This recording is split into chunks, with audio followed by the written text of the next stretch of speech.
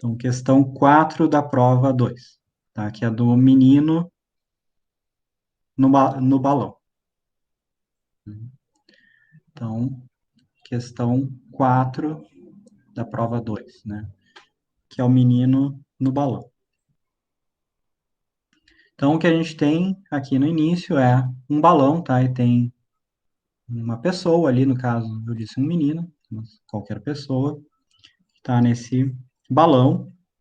E o balão está inicialmente subindo com uma velocidade constante, tá? De 6 metros por segundo. E isso é em relação ao solo, né? Então, lembrem, essa velocidade está sendo medida aqui em relação ao solo. E aí também diz na questão que quando ele está a 80 metros de altura, então vamos botar aqui um eixo, que vai ser nosso eixo Y, tá? E nesse instante a altura é 80 metros. Então a gente pode botar até aqui como sendo, né, o Y inicial é 80 metros, né, do balão, ou do menino, no caso, né? A gente está tratando isso aqui como um ponto, né? Então não tem distância aqui entre a altura do balão e o menino, tá? A gente trata isso aqui como sendo uma coisa única. Quando está a 80 metros de altura, o menino põe a mão para fora da cesta e deixa cair uma moeda. Aí o item 1, tá? A primeira pergunta, então, item 1 é o seguinte: quando o menino está segurando a moeda na mão, qual a velocidade da moeda em relação ao solo e em relação ao menino? Tá? Então, imaginem o seguinte: quando o menino está segurando a moeda na mão, tá? O que está acontecendo com a moeda? Bom, para cada metro, para cada centímetro, para cada comprimento que o menino sobe, a moeda sobe junto com ele, a mesma coisa no mesmo intervalo de tempo. Portanto, obviamente, enquanto o menino está segurando a moeda na mão, a velocidade da moeda tem que ser exatamente igual à velocidade do menino, não é? Isso, né, em relação ao solo. Portanto, a velocidade da moeda, vamos botar assim, também tem que ser 6 metros por segundo. Isso em relação ao solo. Agora, a, esse item 1, ele pergunta também qual é a velocidade da moeda em relação ao menino. Bom, se a moeda está na mão do menino, e a gente supõe, né, que a mão do menino está parada em relação ao próprio menino, então a velocidade da moeda em relação a ele é nula, não é que nem duas pessoas dentro de um carro. Se as duas pessoas estão dentro de um carro, o carro está se deslocando na estrada a, sei lá, 60 quilômetros por hora em relação à estrada. Mas as duas pessoas, uma em relação à outra, elas estão paradas, né? Elas estão uma sentada ao lado da outra, nos bancos do carro. Então, elas estão paradas uma em relação à outra, né? As duas se movimentam em relação ao solo, mas estão paradas entre si, digamos assim. A mesma ideia é válida aqui, né? Se a moeda se desloca junto com o menino, então, isso aqui vamos dizer assim, velocidade da moeda em relação ao solo, enquanto que a velocidade da moeda em relação ao menino, né, isso aqui é um m, moeda em relação ao menino, é nula, não é? Se os dois se deslocam juntos, então eles não têm uma velocidade relativa entre eles, tá? Então a velocidade entre eles é nula. Isso é o item 1. O item 2 diz: imediatamente após o menino soltar a moeda da mão, tá? Então ele põe a mão aqui para fora da cesta, né? Ele vai soltar a moeda. Então deixa eu botar uma outra cor aqui. Então a moeda vai ser solta aqui, tá? Então esse é o item 2. A pergunta é: imediatamente após o menino soltar a moeda da mão, qual será a velocidade e a aceleração da moeda em relação ao solo? Bom, esse item 2 vocês podem imaginar o seguinte: Se o balão estivesse parado em relação ao solo, né, ou seja, se essa velocidade aqui fosse nula, então quando o menino soltasse a moeda, isso aqui seria simplesmente uma queda livre, não é? E a gente sabe a aceleração de queda livre é a aceleração gravitacional. É praticamente a mesma coisa, o único detalhe que a gente tem que se dar conta é que se logo antes do menino soltar a moeda, a velocidade da moeda em relação ao solo era 6 metros por segundo para cima, porque ela subia junto com o balão, então imediatamente após ele soltar a moeda, a velocidade dela ainda vai ser a mesma, né? Porque vocês podem imaginar, não é por imediatamente soltar uma coisa que a velocidade dela vai mudar de, digamos, 6 para 0 imediatamente. Isso demora tempo, né? Ou seja, a velocidade inicial da moeda, quando ela é solta imediatamente, instantaneamente, ela continua sendo de 6 metros por segundo. Para cima, né? Então, eu vou botar aqui mais 6 metros por segundo, só para indicar que isso aqui é positivo para cima, tá? Então, instantaneamente, tá? No mesmo instante que ela é solta, a moeda continua com a mesma velocidade que ela tinha antes de ser solta, tá? Então, imediatamente após ele soltar a moeda, a velocidade dela é 6 metros por segundo, ainda para cima. A segunda pergunta disso aqui é qual é a aceleração? Bom, a aceleração a gente sabe qual vai ser, né? Lembrem, a aceleração é a aceleração de queda livre, tá? Então, a aceleração vai ser igual a g orientada para baixo, né? Então, portanto, 10 metros por segundo ao quadrado, né? Foi o que eu disse para vocês usarem na prova, para baixo, tá? E aí, bom, aí vocês poderiam colocar isso aqui de diferentes maneiras, né? Poderiam dizer A igual a G é uma coisa, orientado para baixo. Poderiam dizer A igual a menos 10 metros por segundo ao quadrado, porque está para baixo. Mas o importante era vocês reconhecerem que a aceleração seria a aceleração gravitacional. Então, a partir do instante em que essa moeda é solta, não tem nada segurando ela, digamos assim, isso vai ser um movimento de queda livre, ou no caso, né, como tinha uma velocidade inicial para cima, equivalente a um lançamento vertical. Tá? Então, esse era o item 2 da prova. O item 3 era escreva as expressões para a altura e velocidade da moeda em relação ao solo após ela ser solta. Bom, após a moeda ser solta, né? Então, item 3 aqui, o que a gente tem? Um movimento retilíneo uniformemente variado, ou, né, uma queda livre com velocidade inicial para cima, né? Que a gente também chama de lançamento vertical.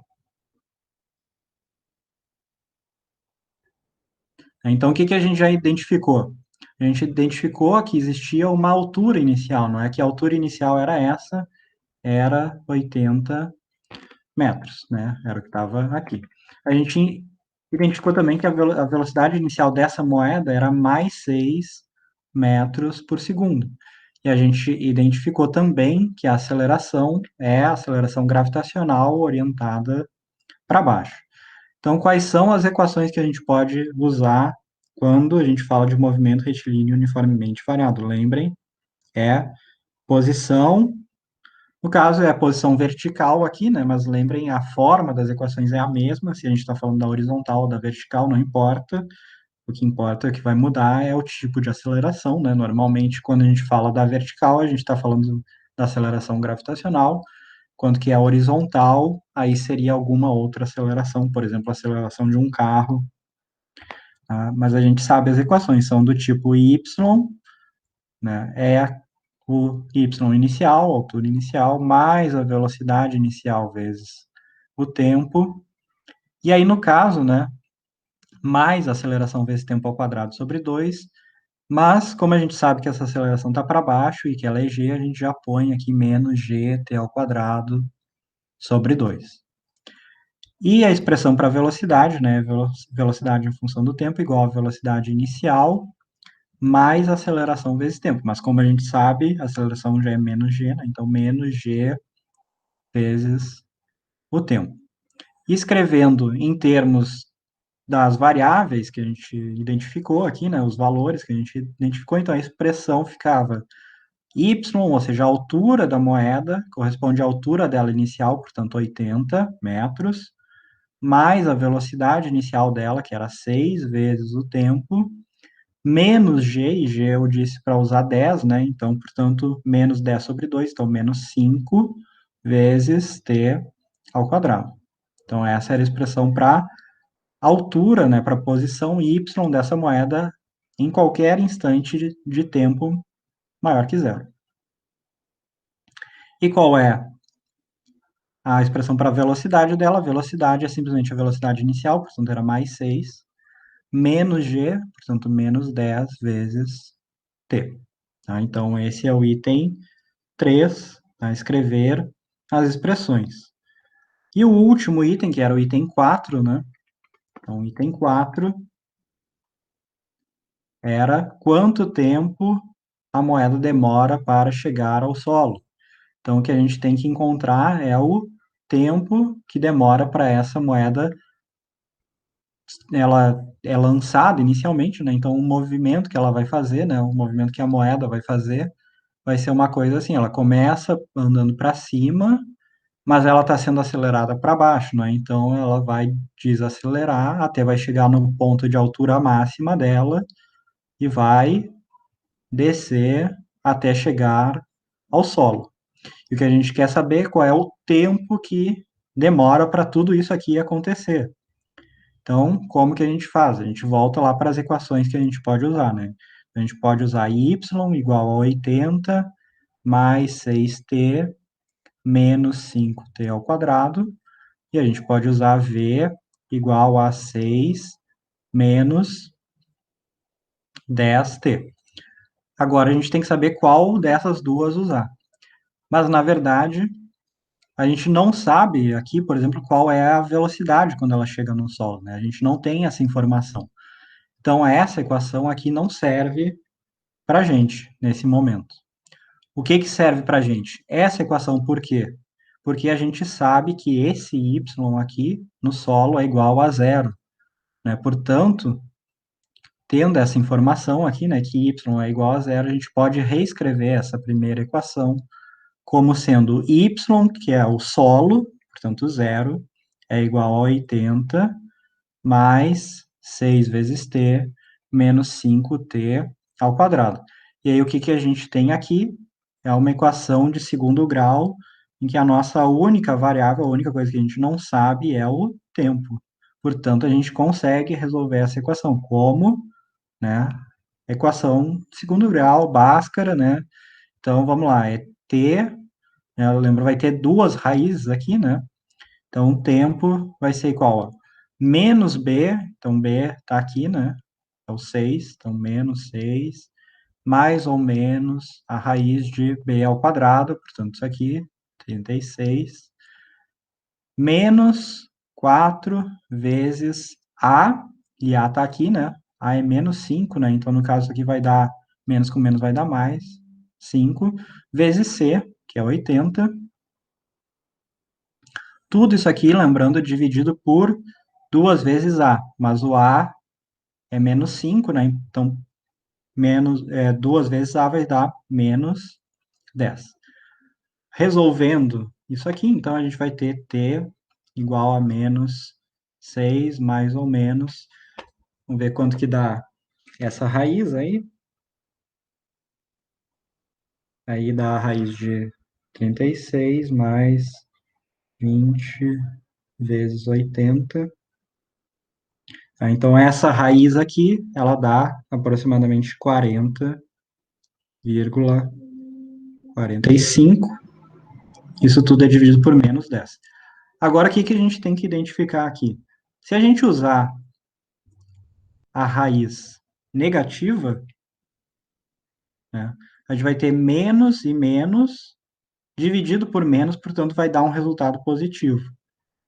Enquanto que se a gente usar a raiz positiva, a gente vai ter menos 6 mais 40, então isso aqui vai dar um número positivo, dividido por um negativo vai dar negativo. A gente sabe que como o nosso tempo inicial era zero, então a gente só pode utilizar tempos maiores ou iguais a zero.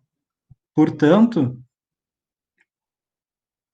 que acontece aqui? A gente precisa usar essa raiz negativa aqui, né? Então, portanto, isso aqui, então, menos 40, menos 6, e aí, deixa eu fazer aqui, 40,45, 6, dividido por 10, então vai nos dar um tempo de 4,6 segundos aproximadamente para